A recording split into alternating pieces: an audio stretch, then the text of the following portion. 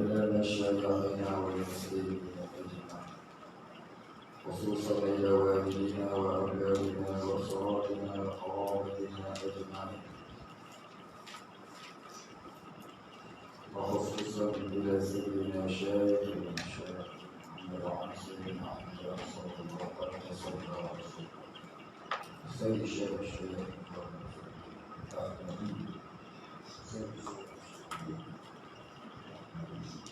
سيد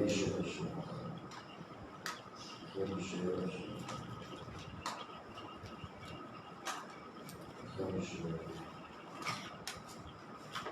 وصلي وقرآن وما ينتسب إليه أجمعين. شهد لا إله إلا الفاتحة. أعوذ بالله من الشيطان الرجيم. بسم الله الرحمن الرحيم.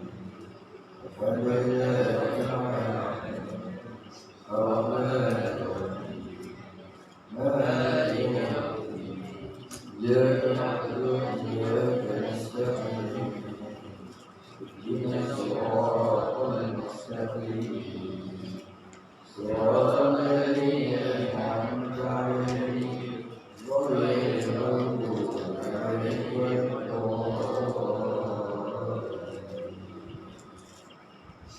الحمد لله رب العالمين والصلاة والسلام على أشرف الأنبياء والمرسلين وعلى آله وصحبه أجمعين.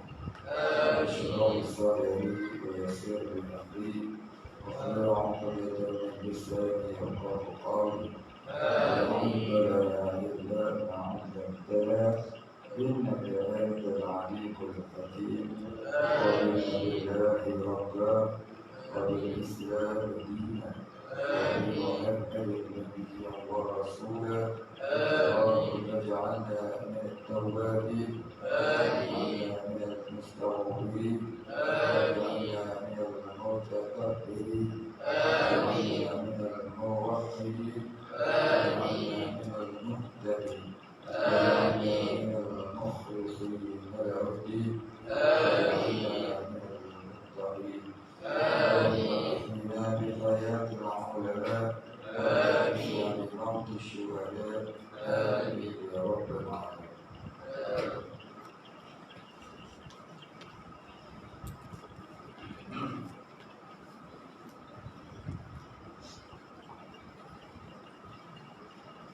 Bismillahirrahmanirrahim. Kita sambung pukul surat 5.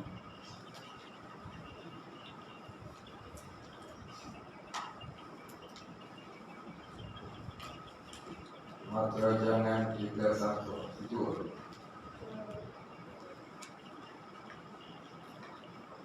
Bismillahirrahmanirrahim.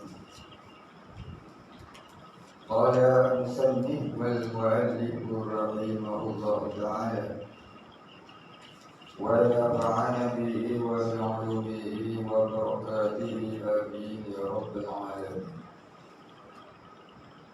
Qala musannif, maka jangan kita sangka ia terbimbing dengan alam ini, kerana yang terbimbing itu maqhurun, yakni tergagap. Wa huwa al-qahiru fawqa ibadihi.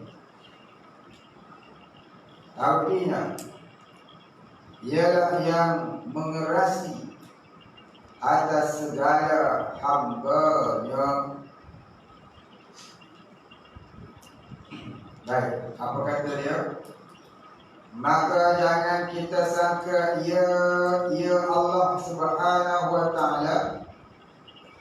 Maka jangan kita sangka ia Allah Ta'ala itu terdinding, yakni tak dapat dilihat dengan sebab terdinding.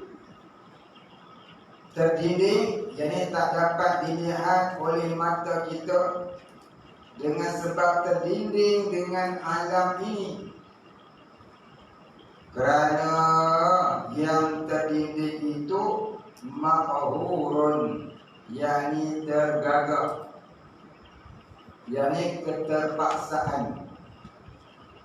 Tergagak, yakni ada yang memaksa. Bukanlah alam ini yang memaksa mata kita tak dapat melihat Allah. Bahkan orang-orang yang syukur Allah itu, bila melihat alam, ia melihat Allah. Orang-orang yang musyahadahkan Allah itu, bila dia melihat alam, dia ingat Allah. Mana kata melihat Allah itu, dia ingat Allah. Barang siapa yang melihat alam, tidak melihat ia akan Allah, maka dia itu buta mata hatinya. Jadi kita belajar tauhid hendaklah sampai ke situ. Bukan sekadar menghafaz ilmu dan menghafaz teori atau menghafaz fakta, tapi hendaklah sampai ke situ. Sampai ke mana? Sampai bila kita buat apa pun ingat Allah. Maka itu yang dimasukkan dengan melihat alam, melihatlah ia akan Allah. Maknanya bila dia buat apa pun dia ingat Allah. Itu makna kata melihat Allah.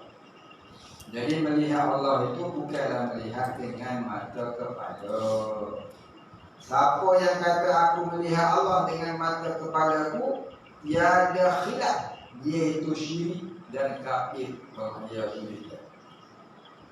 Siapa yang berkata dia melihat Allah dengan mata kepala, maka dia itu jatuh murtad. Maka yang dimaksudkan oleh ulama Ahlussunnah wal Jamaah yang dikatanya melihat Allah itu ialah melihat dengan mana ingat Allah di hatinya. Dia nak buat apa pun dia ingat Allah. Dia buat apa pun dia ingat Allah. Maka ingat Allah itu dalam jaga maupun dalam tidur.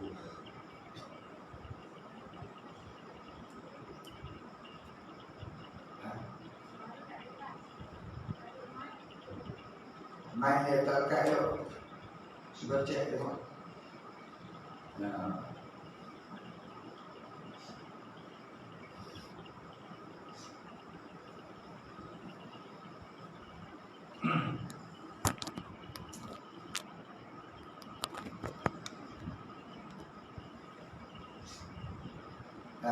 Main dia dah pas lah. Bila kalau tak jelas dia kena main sini. Main di sini. Jadi kalau perlu jelas. Jelas. Baik.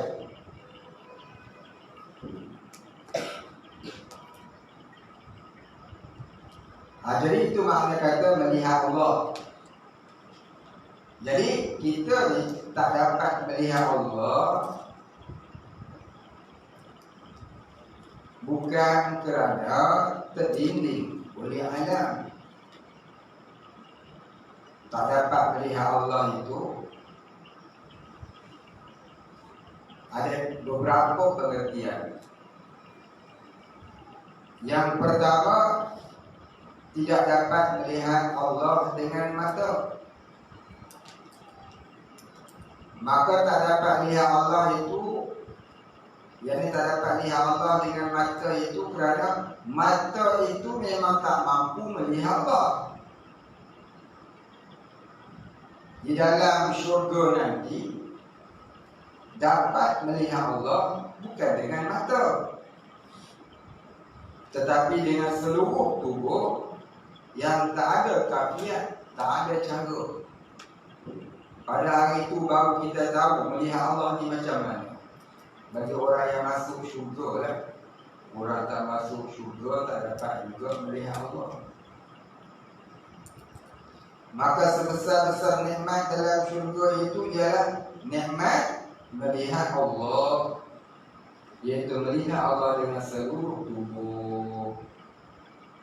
Demikian disebutkan oleh Syekh Daud Al-Qatani di dalam kitab jurusan ini di belakang hati nanti. Ujung-ujung kitab ni dia akan cerita ya, orang yang dapat melihat Allah itu bukan melihat dengan mata, tapi melihat dengan seluruh tubuh yang tak ada tabiatnya.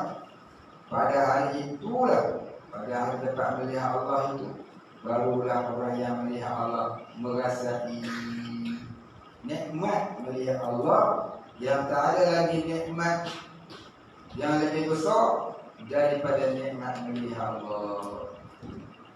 Jadi nikmat dalam syurga tu bukanlah nikmat besarnya bidadari yang ramai, tidak.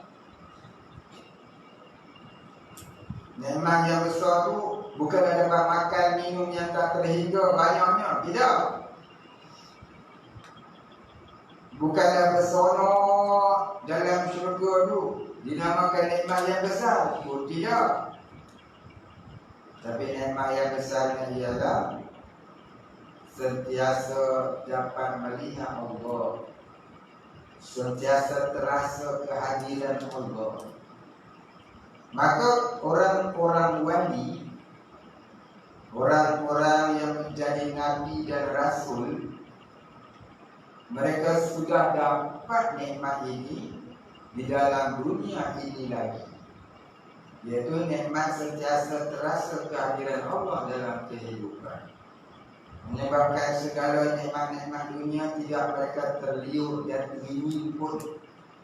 Kalau ada itu hanyalah amanah saja, amanah Allah.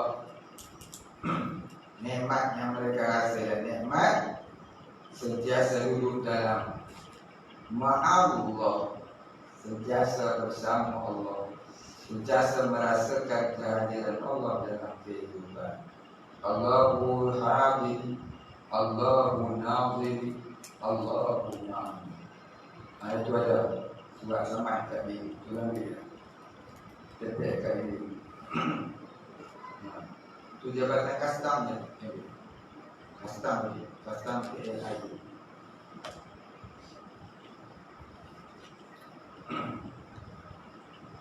Baik, habis.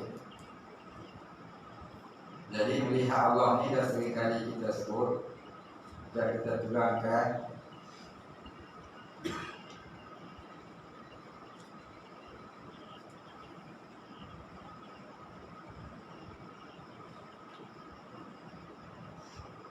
Tak dapat juga nak suruh. Cuba cek tengok, betul ke tak?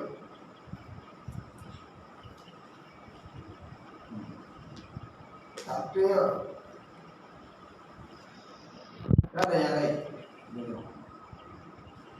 Juga.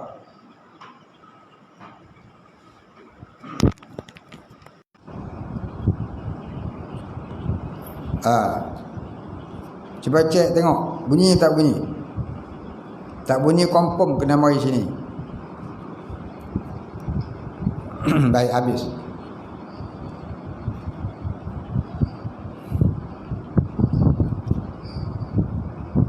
Dan yang kedua, tak dapat melihat Allah itu dengan makna tak dapat ingat Allah.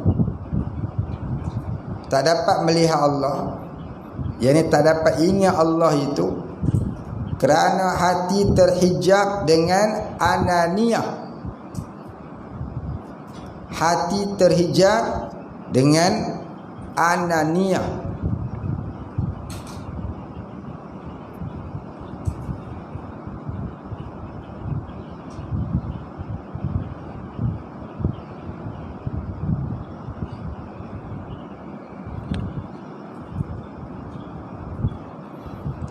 Apa dia ananiyah ni? Ananiyah pada bahasa maknanya rasa keakuan. Ananiyah pada bahasa maknanya rasa keakuan. Rasa aku yang buat, aku yang itu, aku yang melihat, aku yang mendengar, aku yang berkata, aku yang berbuat, aku yang memikir, aku itu, aku ini. Tak terasa Allah yang menggerakkan dirinya, tak terasa Allah yang memperlihatkan dirinya. Tak terasa Allah yang memperdengarkan baginya. Tak terasa Allah yang mengatur hidupnya. Duk terasa dialah. Tu namanya ananiah. Ananiah itu juga itu ananiah pada bahasa. Ananiah pada istilah tasawuf ialah ta'rif dia ataupun falsafah ananiah itu, iaitu waham yang gharar yang adamiyah. Waham yang gharar yang adamiyah. Adamiyah ain. Apa dia waham? Iaitu sangkaan. Gharar iaitu yang menipu daya.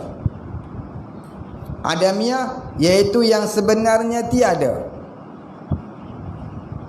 Waham yang gharar yang adamiyah. Sangkaan yang menipu daya yang sebenarnya tiada. Kita duk menyangka-nyangka. Kita menyangka kalau kaya sono, kalau dapat tu lah, hui bahagialah hidup aku. Kalau itulah, kalau inilah, kalau itulah, kalau inilah, tentu. Itu namanya waham. Sangkaan-sangkaan. Sangkaan itulah yang menyebabkan bertambah tebal perasaan keakuan kita. Maka sangkaan itulah yang menyebabkan hati terdinding daripada mengingat Allah. Asal-asal ananiah itu tidak berdosa, tapi dia boleh menimbulkan dosa. Dari ananiah itu timbulnya hubbud dunia. Dari ananiah itu timbulnya riya, takabur, ujub, sum'ah. Dari ananiah itu timbulnya pendendam, bakhil, dan sifat-sifat jahatan yang zahir. Jadi penyamun, jadi penyangak, jadi pencuri, jadi pemakan rasuah, jadi pemimpin yang zalim, jadi pemalas, jadi pemaksiat, jadi pendosa.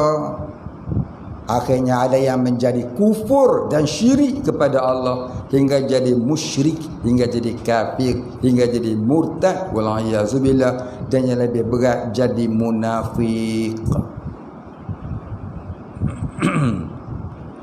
Inilah dia, ya, beratnya apabila ananiah itu tidak dibuang dari dalam hati kita. Dalam Quran dia kata fi qulubihim ghulfun. Dalam hati mereka itu ada ghulfun, ghain lam fa, ghulfun. Maknanya apa? Penutup, iaitulah dinding ataupun hijab yang menutupi hati daripada ingat Allah. Andai kata penutup itu hilang dari hatinya, nescaya ia mendapat tajalli Allah. Apa tajalli Allah? Iaitu sentiasa ingat akan Allah. Maka ananiah lawannya tajalli Allah. Baik. Apa dia tajalli? Tajalli ni kata Ibnu Al-Arabi dalam kitab Futuhatul Makiyah, iaitu satu nur yang Allah masukkan ke dalam hati orang-orang salik, orang-orang yang mendekatkan diri kepada Allah, di mana tak kala ia mendapat akan nur itu, ia jadi mabuk kepada Allah. Dia jadi fana dengan Allah. Tak kala itulah dia tak ingat dah yang lain, melainkan hanya ingat Allah. Jadi mabuk dia dengan Allah. Maka tak kala berkekalan fana itu, akhirnya dia jadi reda mabuk, maka dia kembali ingat akan dirinya, dan tak pula dia terlupa akan Allah walaupun sesaat. Maka pada masa itu dia menjadi orang yang baqa' billah. Dia fana fillah itu datang sekejap sahaja. Kadang-kadang dia hilang, jadi lara balik. Terkadang dia berpanjangan, fana itu tak hilang-hilang, maka masuk dia ke dalam darjah atau maqam baqa' billah. maka tak kala itu dia menjadi orang yang sentiasa syuhud Allah, sentiasa memandang Allah, ingat Allah. Jadilah tak kala itu dia orang yang Allahu hadiri Allahu naziri Allahu ma'i. Itulah dia darjah orang yang ingat Allah, yang dinamakan orang yang mendapat kasyful mukasyafah. Itu darjah para rasul, darjah para nabi, dan darjah para wali, yang mana mati nanti mereka tak akan dihisap, mereka terus masuk syurga tanpa hisap. Jangankan kata neraka, hisap pun tak ada. Orang-orang macam ni di dunia sudah ada. Di dunia sudah ada rasaan itu di mata hati. Jadi kita yang tak dapat ni macam mana? Adakah neraka itu pasti masuk kita ni ke dalamnya? Maka Allah yang Maha Pemurah, Maha Penyayang masih memberi peluang kepada hamba-hambanya. Kalau kita ni bukan Nabi, bukan Rasul, bukan Wali, maka rebutlah peluang.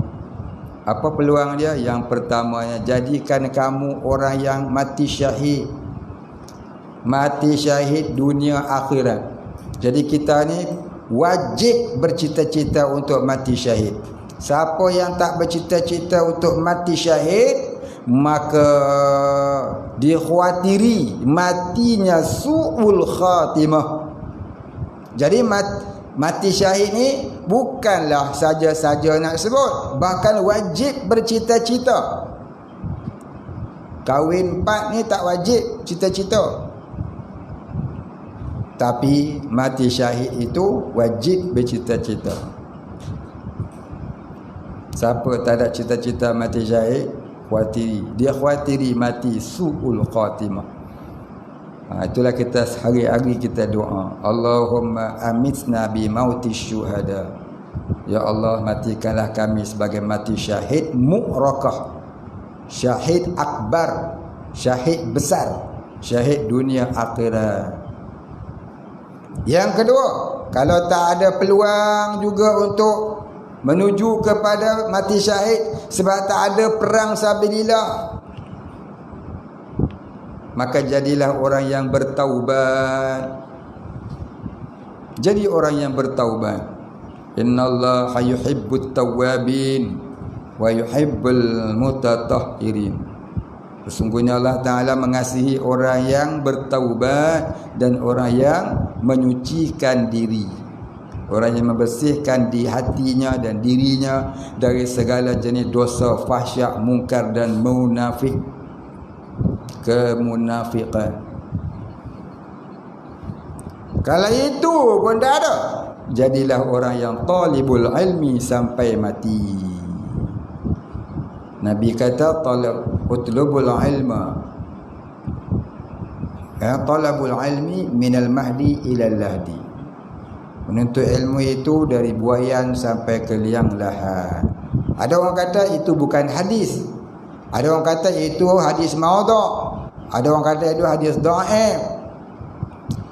Tak apalah dia nak kata apa pun, sekurang-kurangnya itu fakta. Fakta ilmu yang tak salah dengan syarak.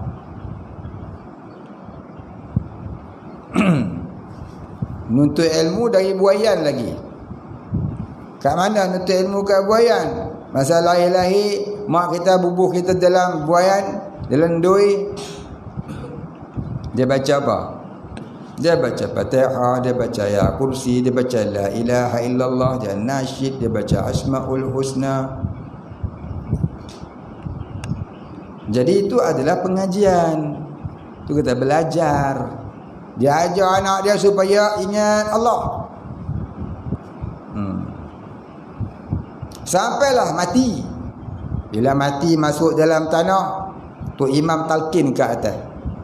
Hai Pulan bin Pulan, sebentar lagi akan datang malaikat, jangan kau takut, dia kata. Itu makna dia apa? Belajar sampai ke liang lahat. Tengah-tengah kenalah belajar juga. Bukan masa mula, masa lahir dan masa mati je. Masa hidup, menjalani kehidupan dia pun kenalah belajar juga. Maka jadilah kita orang yang sentiasa menuntut ilmu sampai mati. Mudah-mudahan orang yang menuntut ilmu sampai mati itu diampunkan dosanya oleh Allah Ta'ala. Siapa yang menuntut ilmu tak henti-henti, dia akan dijaga oleh Allah daripada melakukan dosa dan maksiat. Kalaupun dia buat maksiat, dia akan disedarkan oleh Allah untuk bertaubat. Maka bila dia bertaubat, mudah-mudahan Allah Ta'ala mengampuni dosanya. Maka jadilah dia tu orang yang ada dua darjah. Yang pertama darjah penuntut ilmu, yang kedua darjah taibun, orang yang bertaubat. Kalau matilah dalam keadaan itu, mudah-mudahan dia tu ahli syurga yang diampuni dosanya dan dosa-dosa kedua ibu bapanya. Itulah kelebihan orang yang menuntut ilmu. Dan kita ni bukan nabi, bukan rasul, bukan wali, nak beramal pun malas. Jadilah penuntut ilmu. Itulah sekali. Ya, kun aliman au muta'alliman au mustami'an au muhibban wala takun khamisan. Jangan jadi orang nombor 5. Tu syaitan. Dah tak mengajak, tak mengaji, tak mendengar pengajian, tak kasih pula, benci pula pada ilmu. Tu syaitan nama dia. Wal-iyazubillah. Ya. Syaitan ni ada dua jenis. Minal jinnati wan nas. Dari golongan jin dan dari golongan manusia. Jadi tuntutlah ilmu. Lailah dah alim tak apalah.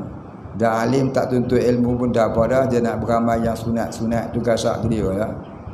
Dia ilmu dah banyak, dia nak amal yang sunat-sunat tak apa dah. Ya. Ni kalau kita tak ada ilmu ni, jangan duk amal yang sunat-sunat. Pergi mengaji dulu. Macam mana? Ada dah suara? Ada ke tak? Ada dah. Dia tunjuk ibu jari tu ada tu. Kalau dia tunjuk tapak kaki tak ada.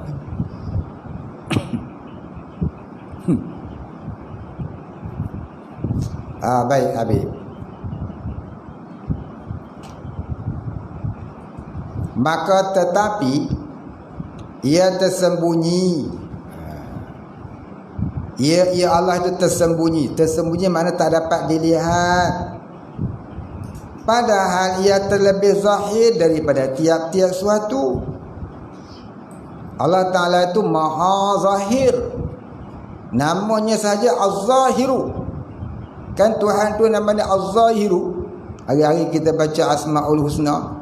Ada namanya Az-Zahiru bukan? Yang maha nyata. Tapi kenapa tak dapat dilihat? Tetapi ia tersembunyi. Dia tu nyata tapi tak dapat dilihat itu. Tetapi ia tersembunyi padahal ia terlebih zahir daripada tiap-tiap suatu. Maknanya apa? Maknanya Allah Ta'ala tu maha zahir tapi tak dapat dilihat.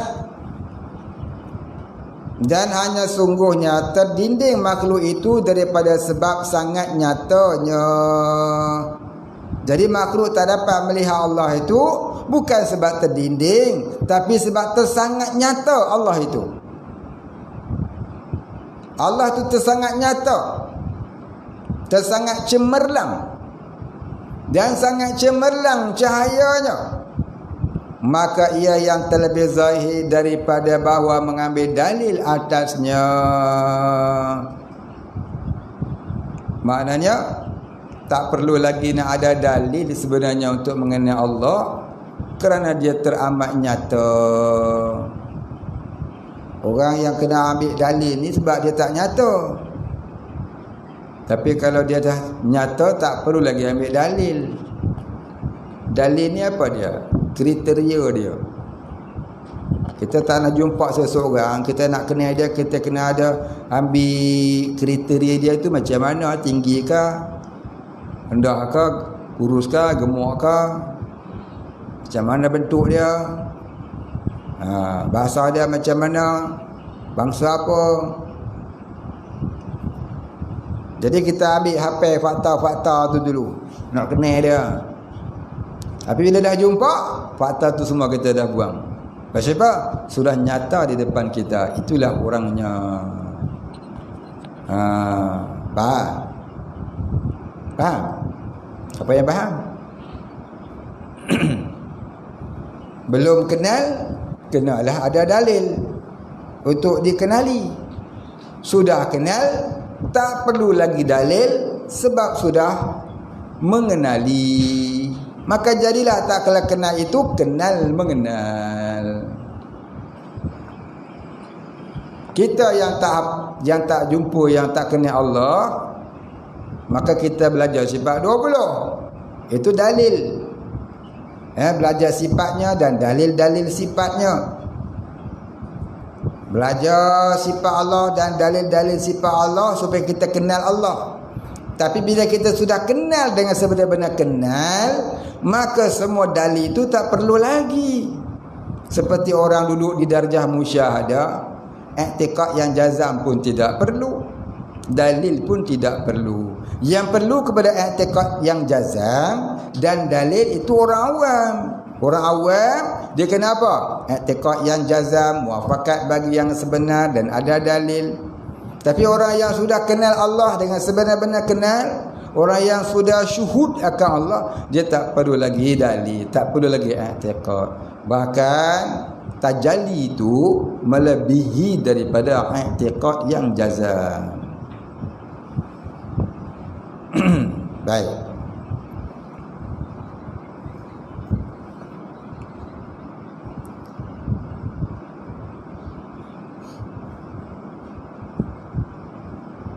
Lagi terlebih besar daripada bahawa menyampaikan dia dengan suatu yang lain daripadanya kepadanya. Lagi terlebih besar daripada bahawa menyampaikan dia dengan suatu yang lain daripadanya. Apa maksudnya? Baik, tengok molek. Tengok molek, catik molek. Apa makna dia? Lagi terlebih besar daripada bahawa menyampaikan dia, maknanya orang yang sudah syuhud akan Allah itu, orang yang sudah syuhud akan Allah Ta'ala itu tidak lagi perlu kepada i'tiqad yang jazam dan dalil.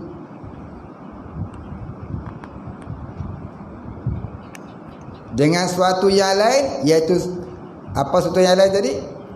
I'tiqad dan dalil. Orang yang sudah sampai kepada syuhud tak perlu lagi suatu yang lain daripadanya. Yang ini tak perlu lagi kepada i'tiqad yang jazam dan juga dalil. Boleh ke faham? Boleh ke catik? Saya ulangi. Lagi terlebih besar daripada bahawa menyampaikan dia, maknanya orang yang sudah syuhudkan Allah Ta'ala itu, sudah sampai kepada Allah, di mana orang yang sudah sampai itu adalah tersangat besar martabatnya. Maka orang itu dengan suatu yang lain daripadanya, maknanya tidak perlu lagi kepada yang lain untuk mengenal Allah. Apa yang lain itu? I'tiqad yang jazam dan dalil. Kepadanya, yakni kepada ma'rifatullah. Titik di situ. Jadi maksudnya apa? Maksudnya orang yang sudah sampai ke darjah musyahadahkan Allah tidak perlu lagi kepada belajar sifat 20 yang muafakat bagi yang sebenar. Kemudian tak perlu lagi kepada i'tiqad yang jazam dan tak perlu lagi kepada dalil untuk mengenal Allah sebab sudah duduk di darjah musyahadah. Tapi orang yang baru nak berjalan mengenai Allah, dia kena belajar dulu tauhid. Biar ilmu itu muafakat bagi yang sebenar. Kemudian dia kena buat i'tiqad yang jazam dan ada dalilnya. Ya. Tanya faham semua. Tanya balik entah. Baik, perkara ni saya dah ulang banyak kali sebenarnya. Ulang.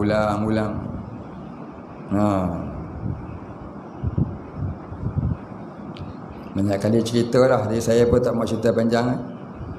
Siapa tak faham tanya orang lama. Baik, habis. Maka ialah, yakni Allah itulah. Maka ialah, yakni Allah itulah yang awal, yakni yang adanya tak ada mula, dan yang akhir, yakni yang adanya tiada kesudahan. Allah itulah yang awal, yakni ada Allah tu tidak ada mula bagi adanya, dan yang akhir, yakni yang adanya tak ada kesudahan.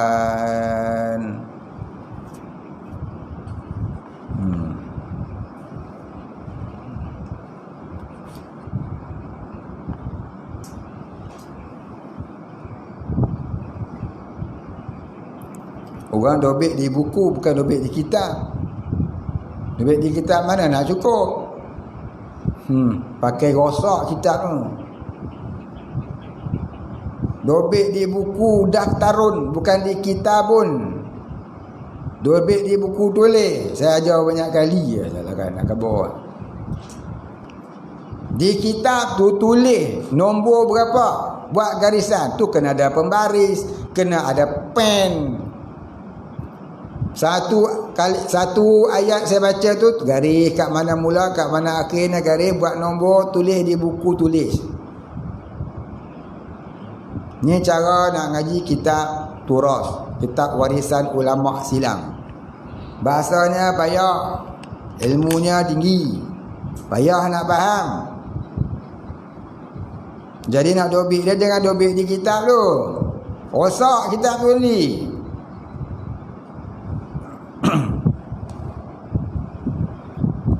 Sediakan pen, sediakan pembaris. Cerita banyak kali ya.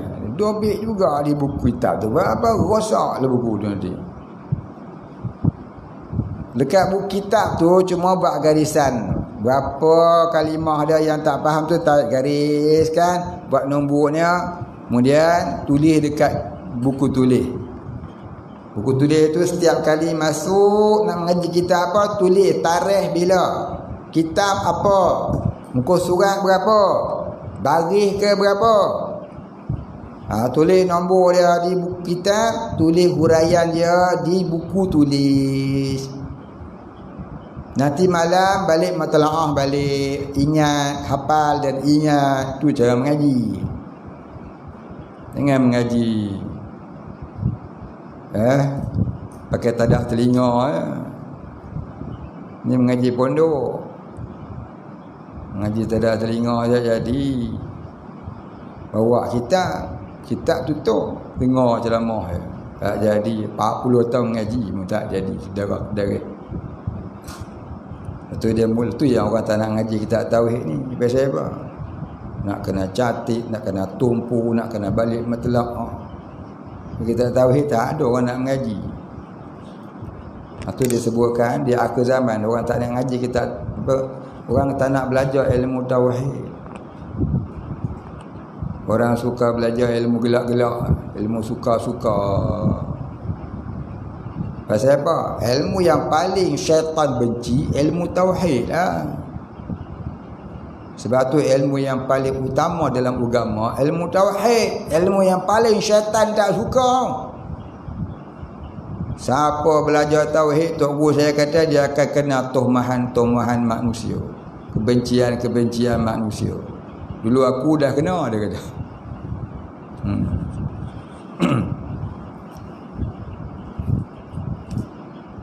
Baik. Jadi bila kita nak menuju kepada mentauhidkan Allah, jangan jadikan semua ujian itu sebagai pemutus semangat kita. Jadikan itu sebagai penaik semangat kita. Kalau Nabi pun kena bunuh sebab mengajar manusia tauhid, apatah lagi kita. Baik, tengok balik kita. Saya tak lama lagi saya nak cek kitab, tengok macam mana betul. Saya rasa ni kalau cek kitab suruh baca balik tak hati baca dah. Tengok siapa yang boleh ikut cara mengaji kitab.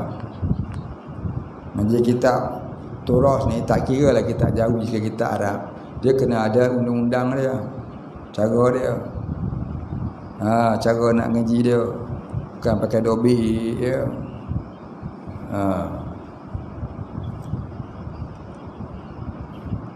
Ni tahun depan ni, kalau sorok tu dah hafal satu kitab hijau tu, Jurumiyah dah habis ngapal dan faham, ujian dulu tahun depan boleh baca kitab dah. Kalau tak lulus lagi itulah ada ulang ngaji 10 tahun Benyambang nak baca kitab dah. Mang sorok mudah dia kitab Jawi pun tak lepas.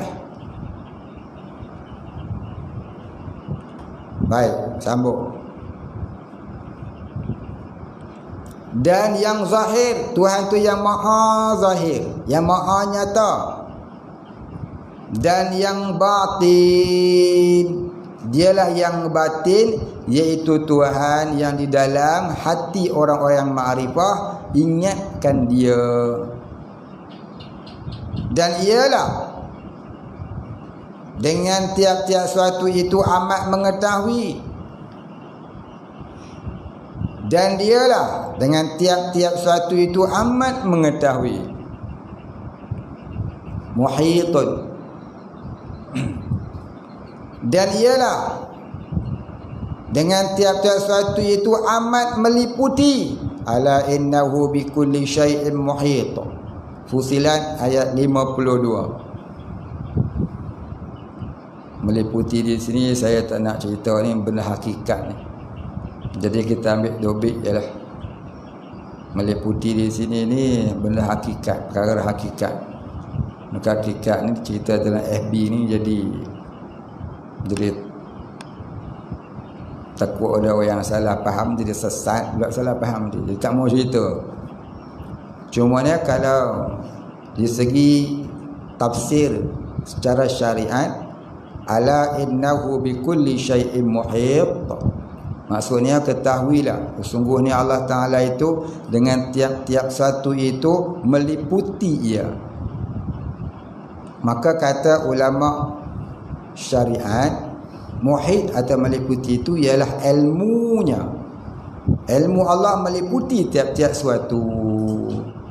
Maka kita tafsir secara syariat lah yang mudah faham. Tapi orang hakikat meliputi itu lain pula. Jadi kita tak mahu cerita apa dia meliputi pada ulama sufi, pada ulama hakikat. Ya, takut jadi salah faham. Memadailah kita faham cara syariatnya. Meliputi di itu ialah ilmu Allah itu meliputi tiap-tiap suatu. Jadi ilmu Allah tu ta'alunya inkishaf, cerah dan nyata, tiada tersembunyi suatu pun dari pengetahuan Allah. Itu maksud kata meliputi. Titik. Dan ialah yang terlebih hampir daripada urat lehernya. Allah Ta'ala tu terlebih hampir kepada kita daripada urat leher. Apa maksud kata Tuhan tu terlebih hampir dengan urat leher? Kita kalau hidup ni, kita bernapas. Kita bernapas, jantung nak sampai ke hidung kena melalui urat marih. Ni urat marih dua ni. Urat marih duduk sini. Tengah-tengah ni urat kerongkongan. Yang ni putus boleh hidup lagi. Tapi ini kalau putus, out of service. Ini nama urat marikh. Faham? Kalau kita nak sembelih binatang nak makan, kambing ke, ayam ke, lembu ke, unta ke, ya, dia kena sembelih memutuskan dua urat marikh ni. Apa baca dia? Siapa ingat?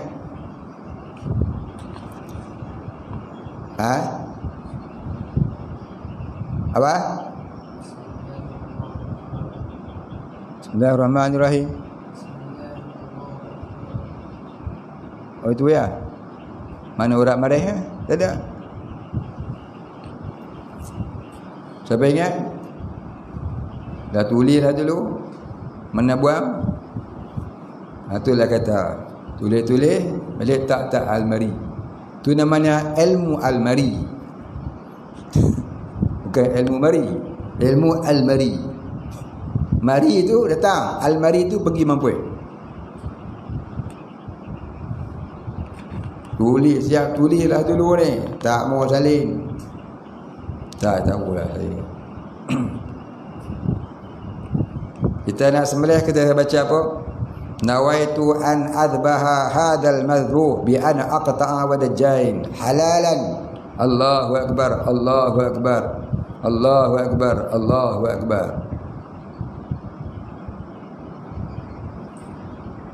Siapa dia salin tu? Siapa pun tak ada salin. Salin ustaz. Faham mana? Tak tahu. Hilang mana dah tak tahu. Nawaitu an azbaha. Aku berniat bahawa aku menyembelih hadzal mazbuh, binatang ini, bi ana aqta'a, dengan bahawa diputuskan wadajain, dua urat marikh, halalan, halal di sisi Allah. Allahu akbar, Allahu akbar, Allahu akbar, Allahu akbar. Kalau binatang tu kaki dua, baca dua kali Allahu akbar. Kalau binatang tu empat kali Allahu akbar. Satu nak sembelih binatang, sembelih korban ke, sembelih akikah ke, sembelih saya saja. Ini saya tengok orang sembelih lembu, ada baca dia pipi bismillah pun. Sekali terror dia. Tak ada baca apa orang. Tengah sembang-sembang dia pipi tu rupa algojo. Tu algojo.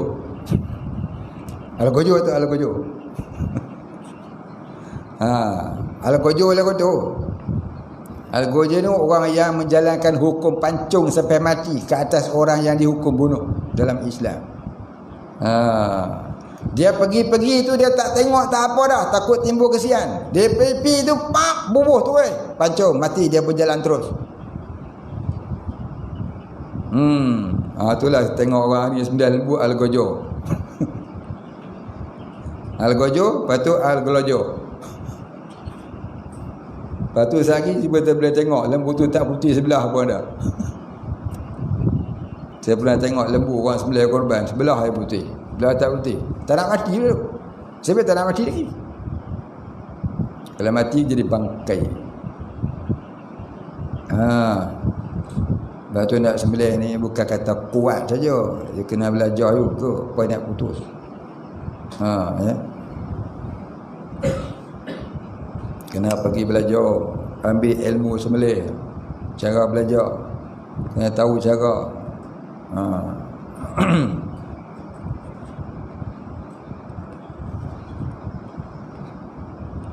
Saya dulu duduk di pondok Tuan Guru Haji Baki, dia train anak murid dia. Dia bagi kambing ke biri-biri seekor, bagi balik. Oh dia. Lepas tu sakit dia mericek, betul dia kata tak. Dia ni ingat kalau bagi pisau suruh sembelih kambing, dia sembelih kawan dia. Apa ni? Sembelih. Ayam ke ni? Ada kawan sembelih. Sembelih, pegang, putus tu kepala.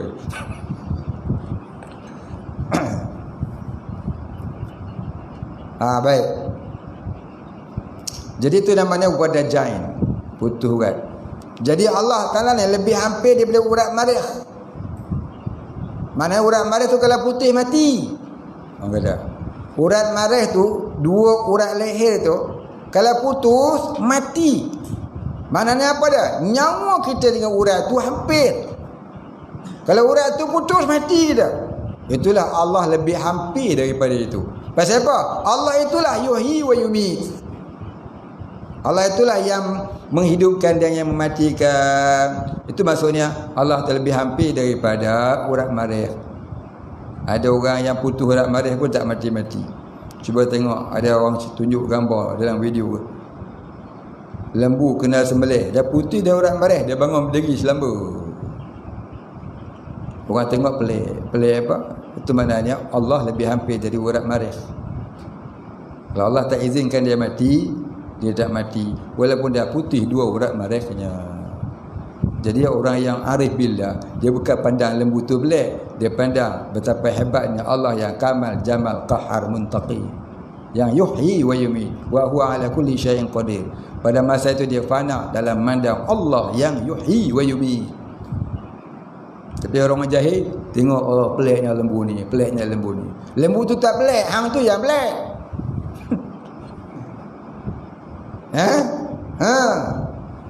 Lembu tu tak pelik, yang pelik tu kita. Kita buat pelik buat apa? Kita tu yang pelik. Nasib baik tak duduk kat Sungai Pelik. Sini ada orang Sungai Pelik. Dulu saya mengajar tadi kat Sungai Pelik. Boleh pergi berapa kali kena gam padan muka aku. Pelik-pelik tu itu. Baik, kita sambung.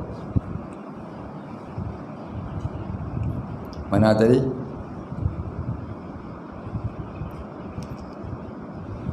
Dan hanya sungguhnya yang mendindingkan dia itu waham yang aghyar yang adamiyah pada hati kita. Titik. Dah cerita dah tadi. Waham, apa dia waham? Apa dia aghyar? Apa dia aghyar? Apa dia adamiyah? Tulis tadi tak nak tahu lagi. Oh berat. Baik, habis. Maka ialah yang mendindingkan daripada melihat akan nyata wujudnya, yakni waham yang aghyar yang adamiyah itulah yang mendindingkan hati daripada terasa kewujudan Allah dalam kehidupan kita. Tak dapat nak rasa hadir Allah dalam hidup, kerana itulah yang dinamakan ananiyah. Ringkasnya ananiyah. Waham yang aghyar yang adamiyah itu ringkasnya ananiyah, rasa keakuan. Dan sebab bersusun ain athar yang termenteri pada mata hatinya. Titik. Apa maksudnya pula?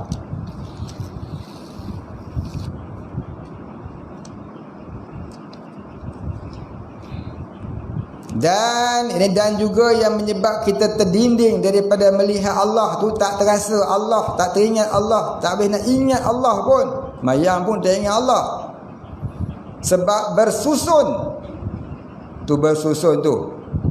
bersusun ain athar, yakni bersusun bekas-bekas dosa.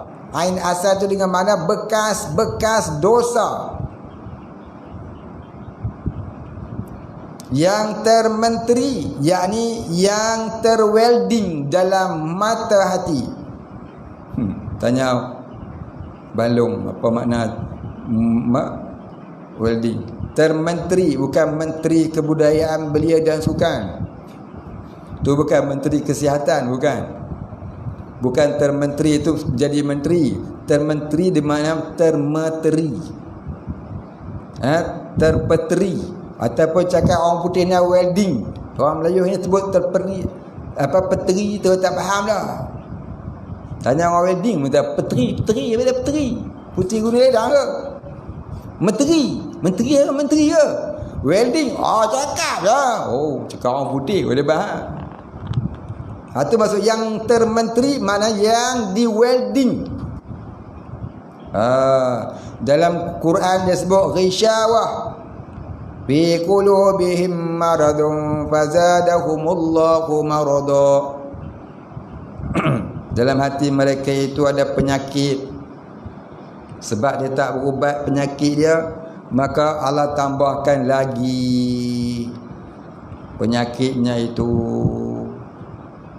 Ya.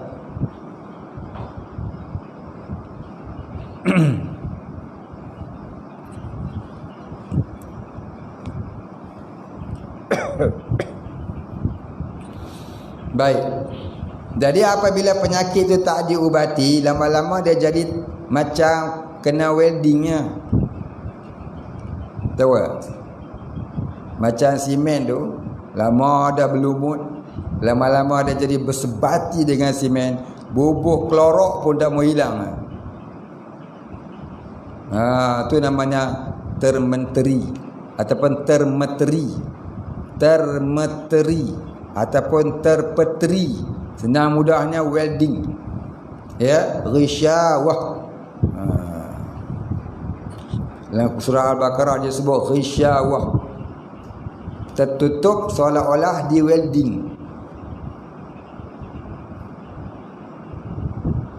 Tertutup seolah-olah di welding, yang tak dapat dibuka-buka lagi di mata hatinya. Maka tu jadi makin tebal hati tu, yang malas nak ngaji, malas nak buat ibadat, pasal hati tu sudah terwelding dengan dosa. Dosa tu banyak sangat. Dosa yang paling besar pada jahil. Jahil tak nak menuntut ilmu tu adalah dosa yang paling besar. Al-jahilu aqrabu ila syirki. Jahil itu mendekatkan diri kepada syirik. Kadang-kadang orang jadi syirik, dia bukan sedar. Dia duduk solat, dia duduk puasa, dia duduk zakat, dia haji, dia pergi ke Mekah, dia rajin bersedekah, dia rajin baca Yasin, dia rajin baca Quran. Tapi kalau kerana dia jahil, dia bukan sedar dia jatuh syirik ke dia dah. Ingat orang Syiah tak baca Quran? Ingat orang Wahabi tak baca Quran? Orang Syiah tak wirid? Orang Syiah tak baca zikir? Orang Syiah tak baca Asmaul Husna? Tapi orang Syiah tu sesat lagi menyesatkan. Dia berzikir tapi dia pahaman yang sesat. Dia kata apa? Alam ini jelmaan Tuhan yang terakhir. Itu i'tikad orang Syiah. Tak jadi syirik. Sayyidina Ali adalah jelmaan Tuhan, dia kata. Malaikat Jibril tersalah bagi wahyu kepada Nabi Muhammad, sepatutnya kepada Sayyidina Ali. Gitu i'tikad dia. Tapi sembahyang rajin, puasa rajin, ibadat rajin. Sembahyang sampai lekor-lekor adai, Tuhan terima agak. Pasal akidah tak betul, semuanya lara, semuanya mardudatun la tuqbalu, tertolak tak diterima. Faham? Sebab itulah kita kena ngaji tauhid ni biar betul akidah. Jadi setiap dosa tu jadi peteri dia, jadi welding dalam hati daripada kenal Allah. Macam mana dah ingat Allah, kenal pun tidak. Macam mana dah ingat Allah, nak kasih Allah lagu mana, kenal pun tidak. Kenal pun dah tak kenal, salah kenal. Sayyidina Ali dia kata Tuhan, gila. Alam ini dia kata Tuhan, gila. Tu jadi sesat manusia tu, jadi jadi apa? Sesat lagi menyesatkan. Tak berani kata kapi. Kata sesat sudahlah. Sesat mana kata golongan yang terkeluar dari i'tikad ahli sunnah wal jamaah.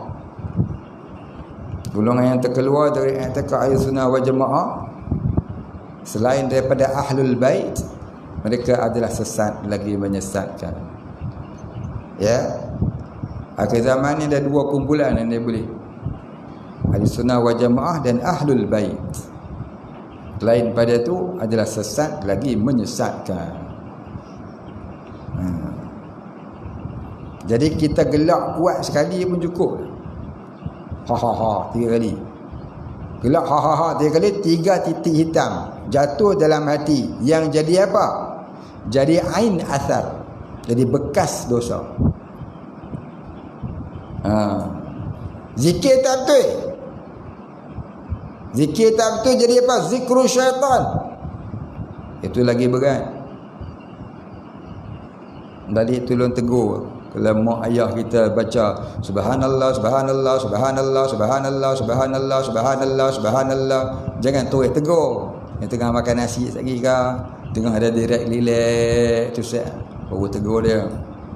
Jangan baca kami mengaji kat pondok ya, tak boleh baca lagu tu.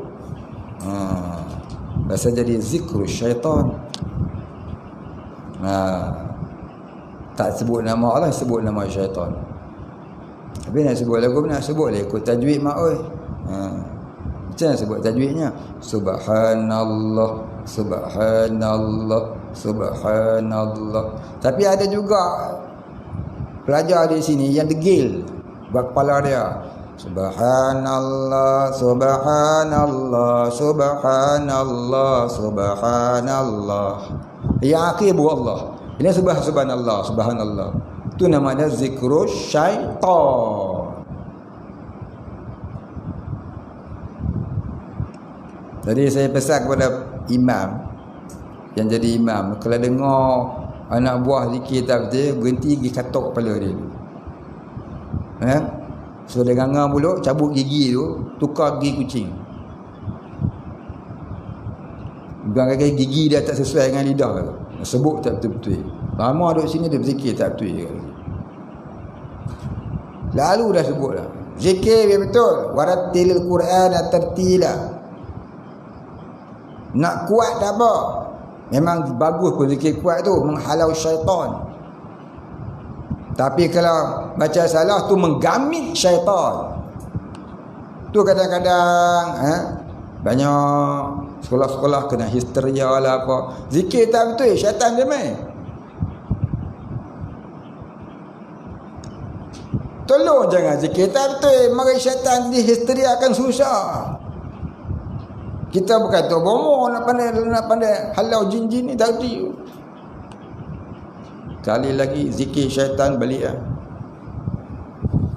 Tak agak so mari syaitan kacau di histeria budak-budak susah. Banyak sekolah saya duduk tok bomo sekejap. Satu sekolah selalu perempuan kena histeria. 4-5 orang sekali kena. 4-5 orang sekali kena. Ustaz dia pagi saya pergi kena pukul 9 malam pergi. Tanya ustaz dia, ustaz zikir sini okey ke? Zikir apa ustaz? Boleh tak saya nak mai tengok sekali, dengar sekali orang berzikir? Pergi. Gitu lah zikir dia. Subhanallah, subhanallah, subhanallah, subhanallah, subhanallah. Zikir masya-Allah. Tak ada sebut kalimah Allah. Patutlah selalu budak kena. Selalu kena segang jin. Zikir tu jadi zikrul jin. Zikrul syaitan, tak jadi zikrullah. Zikir sebut tak betul. Tu lah budak-budak selalu kena, kejap-kejap kena, kejap-kejap kena. Saya kata tukar kaedah zikir ni ustaz. Tak tukar mampu habis. Jenuh cari tok mau lah. Saya pun mari mau ya. Mau di Mia, jauh ke dekat. Nama tok mau kan? Mau dia di Mia. Pukul 11 malam pergi tu. 3 pagi baru balik. Ada. Punca dia tu dia rupanya tempat sekolah agama tapi zikir ni tak betul. Sekolah yang tak agama dia tak kacau. Kalau tak agama dia memang tak kacau lah. Pasal apa? Grup dia. Memang tak ngaji agama dia tak kacau. Pasal apa tak ngaji agama dia tak kacau? Dia tak mengaji tu set. Tak mengaji tu sendiri dah tu geng dia dah. Tak mau menghilangkan kejahilan, mendekatkan diri kepada syaitan. Dia tak mengaji dekat dengan dia dah. Dah kacau dia. Ni ngaji agama ni memang dia cari peluang nak kacau. Zikir dia tak betul, jom kita masuk, dia kata. Dia bawa dengan bala tentera dia macam-macam jin masuk.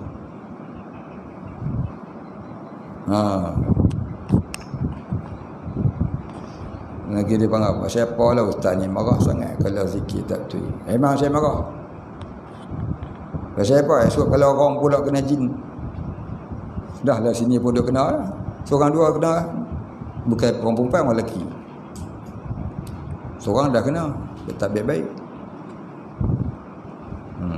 Dua tiga orang ada ni. Tolong jaga zikir. Ya, jaga zikir. Zikir tu dia menghilangkan gangguan kejinan. Tapi kalau zikir tak betul, dia masuk pula jin-jin yang lain. Bertambah-tambah kejinan tu. Boleh faham?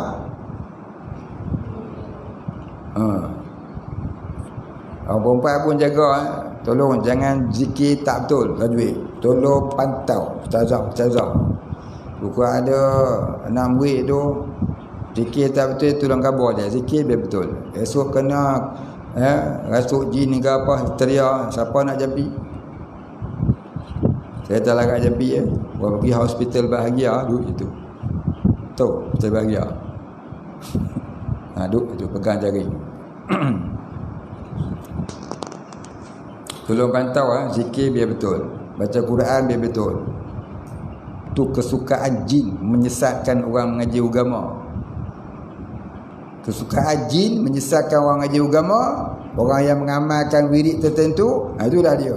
Dia cukup suka dengar orang baca tak betul. Baik, habis. Kemudian zikir la ilaha illallah. Ni lah. Jangan dipanjangkan la ilaha illallah. La ilaha illallah. Tu jangan dipanjangkan. Tu nama zikir syaitan juga. Ni ada seorang. Tolong betul ya, tak mahu sebut nama. Tu jangan dipanjang. La ilaha illallah. La ilaha illallah. Jangan la ilaha illallah. Jadi tu panjang. Ubah tajwid. Ubah makna. Datanglah syaitan. Tolong zikir betul-betul. Ikut sebutan yang saya sebut. Jangan pandai-pandai nak mereka-reka. Satu lagi. Dalam Asma'ul Husna. Lama dah saya duduk tengok. Mana dia belajar, saya pun dah tahu. Ya, dia bunyi. Bagi depan dia baca bagi atas. Tengok ada seorang dia bunyi. Satu orang ni pun dia ikut lah.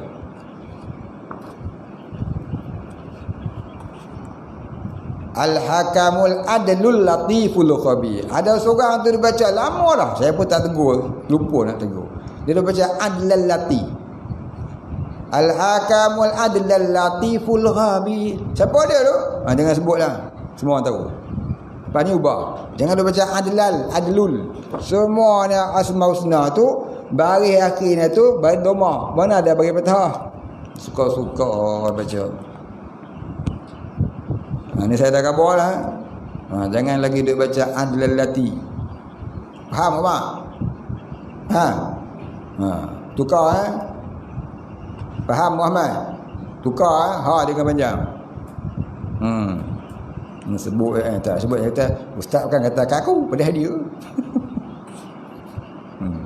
Saya tegur direct je. Pasal apa? Tidak tak faham. Baik, habis. Hal lain itu kalau ada yang tersalah betulkan. Dengan ada zikir syaitan. Bila kita zikir syaitan, zikir kita tak naik. Zikir Asma'ul Husna kita tak naik. Bila baca tu salah. Zikir la ilaha illallah tak naik. Bila baca tu salah. Faham?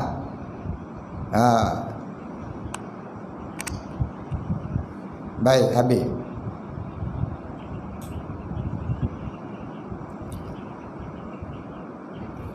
Dan jika hilanglah aghyar dan athar daripada mata hatinya dengan dicarikan hijab yang bangsa Wahamiyah yang adamiyah itu dicarikan. Apa maksud dicarikan? dikeluarkan dengan jalan bertaubat. Dicarikan, yakni dikeluarkan dengan jalan bertaubat dan mendapat tarbiyah rohaniah dari guru yang mursyid. Itu maksud kata dicarikan. Dicarikan maknanya dikeluarkan dari hati dengan jalan bertaubat dan di bawah didikan guru yang mursyid. Nescaya terbukalah pintu hakikat dan faham akan keadaan. Ialah Allah itulah yang maujud lagi amat nyata, yakni yang zahir.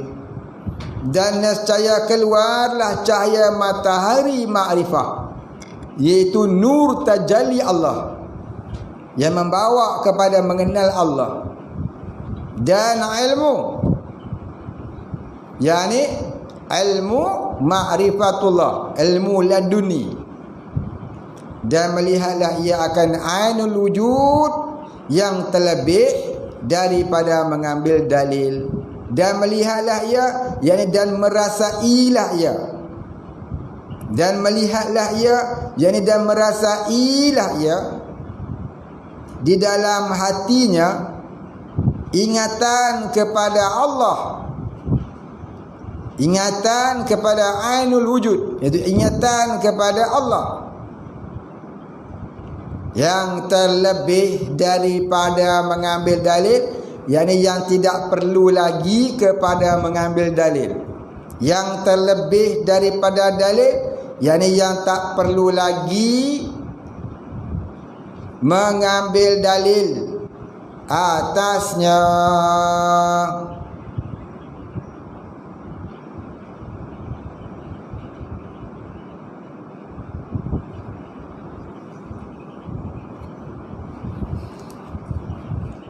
Kita dan nyatalah ia, yakni tak kala itu ternyatalah di dalam hati orang yang makrifah itu, bukan nak tulis.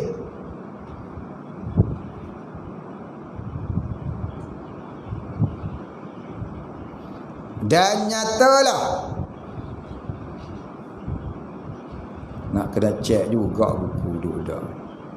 Kalau dia tulis kita pun dah. Dan nyatalah, yakni tak kala itu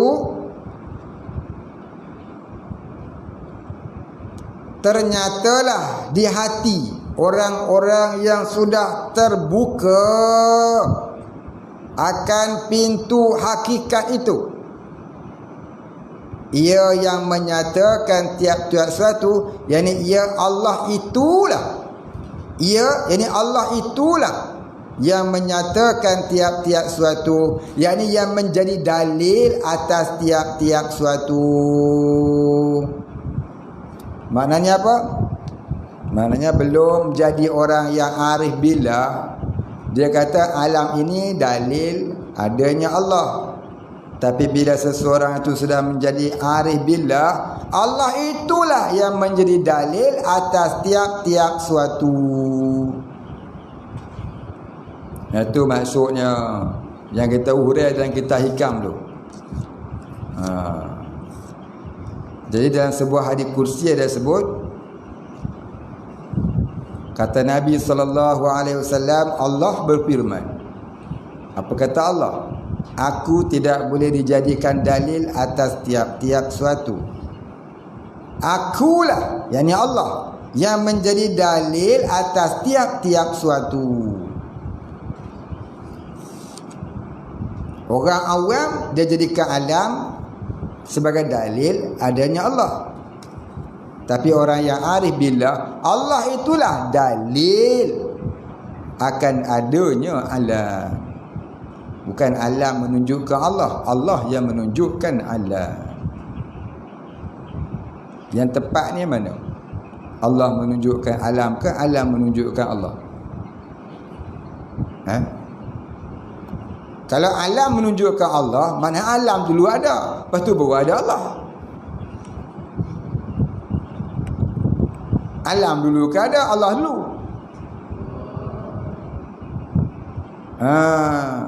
Sebab tu salah kalau kita kata alam menunjukkan adanya Allah. Tapi tak salah bagi orang awam sebab baru belajar. Macam kita lah, kita orang awam ni, orang yang baru belajar. Dalam belajar belum sampai darjah arif billah, kita kata alam ini menunjukkan adanya Allah, tak salah. Cumanya itu iman yang rendah, iman yang lemah. Ada juga iman. Tapi orang yang kuat imannya, orang yang sampai darjah iman hakikat, iman hak, Allah itu yang menunjukkan adanya alam. Sebab dia sudah sampai kepada sebenar-benar mengenal Allah. Apa ngaji ni faham? Ngaji ni faham? Boleh faham? Betul ya? Boleh ke faham? Boleh faham ke faham? Faham ke faham? Zee? Entah boleh faham tak? Tak boleh faham? Umur besar tu tak faham. Itu Abang Azri nak ngajar apa? Bagi faham. Apa? Main-main.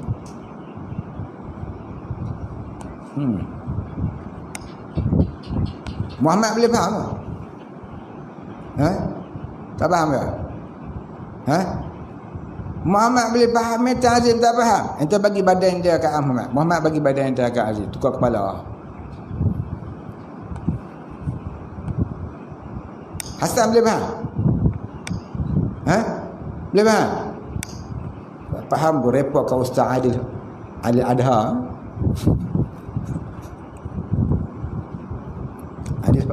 Adil Adha ke Adil Fitri? Adil Fitri. Seorang Adha, seorang Fitri tu. Adha duduk dekat Abang Dagang. Adil Fitri duduk dekat RTB dekat ya. Duduk Ustaz.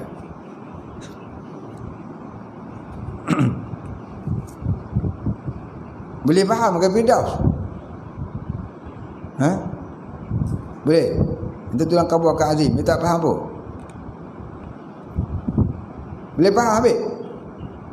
Tulang kabur kat Azim, susah nak faham. Tapi dia mengaku dia tak faham, senang. Ni yang susah hati ni mengaku faham, tanya tak hati. Susah tu. Baik. Kitab Durus Samin ni, perenggan yang kita baca daripada minggu lepas sampai sekarang ni, itu sedikit cerita mengenai hakikat, tauhid hakikat. Ya. Jadi dia ada masuk sedikit tauhid hakikat. Tauhid ni ada dua jenis, tauhid syariat dan tauhid hakikat. Kitab Hikam yang kita baca tu tauhid hakikat. Durus Samin ni kitab tauhid syariat, tapi dia masuk sedikit tauhid hakikat. Ini karangan Syekh Daud Al-Fatani. Syekh Daud ni satu orang khalifah tarekat Syattariyah. Jadi dia seorang khalifah tarekat Syattariyah dan seorang murabbi. Bukan kata mursyid, murabbi yang lebih tinggi daripada mursyid. Jadi di kalangan murid-muridnya banyak yang menjalani jalan-jalan sufi. Maka dia pun karang kitab tauhid. Dia ada masuk unsur-unsur hakikat. Sebab apa? Bagi semangat kepada muridnya menjalani diri jalan-jalan kesufian. Maka itulah hikmahnya kitab-kitab yang dia karang. Antaranya kitab Durus Samin ni, dia masukkan sedikit jalan-jalan sufi yang sampai kepada hakikat. Jadi kalau tak faham, tanya. Jangan tak faham, duduk saja. Ni nak tanya pun tak faham. Sebab apa? Tak faham nak tanya apa. Yang tu susah lah sikit nak jawab. Baik, kita berhenti sekat tu dulu. Jadi baca banyak-banyak kali kitab yang ditulis itu, dan baca banyak-banyak kali yang dobit itu. Nak faham lagu mana, kalau baca mengaji saja tapi tidak ulang kaji, tak matla'ah, tak muzakarah. Saya rasa tak ada di sini yang duk tanya, ente faham dah apa hang ngaji tadi? Kalau faham tu lu ajar saya. Tuan kabur kat saya nak ambil catik. Saya rasa tak ada. Ya ada, ni nak makan apa? Itu ada. Ayam ke ikan? Ayam, ikan dah habis, ayam lah. Oh lagi sedar. Makan ayam. Yang tu selalu saya tengok. Tapi kalau kata nak tanya ilmu tak ada. Ada seorang dua kadang-kadang nak tanya saya. Hal lain semua cerdik leka dah. Saya dulu ngaji bawa kitab pergi rumah Tok Guru. Bawa kitab pergi rumah Tok Guru, tanya tak faham. Tapi kena tahu time bila. Yang kena tanya dulu. Bila masa saya nak tanya soalan, saya tak faham ngaji.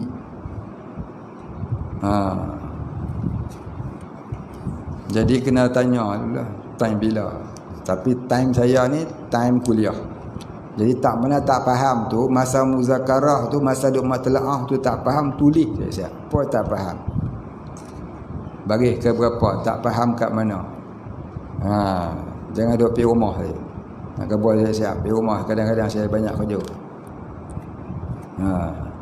Saya bukan ngajar kitab je. Susah dia pegang duit orang ni, susah. Pegang duit belajar, makan minum dia, pegang duit projek. Nak bayar itu, nak bayar ini. Saya ada rumah dulu, saya ada orang tu. Pondok ni dah 1 juta lebih lah. Dah pegang dia orang 1 juta lebih. Nak guna dah boleh. Kau boleh guna, boleh tak pakai Mercedes, helikopter ke sebiji kan. Itu orang kan. Jadi kat rumah saya tak nak tanya dalam kuliah. Saya main surau tanya. Di rumah jangan.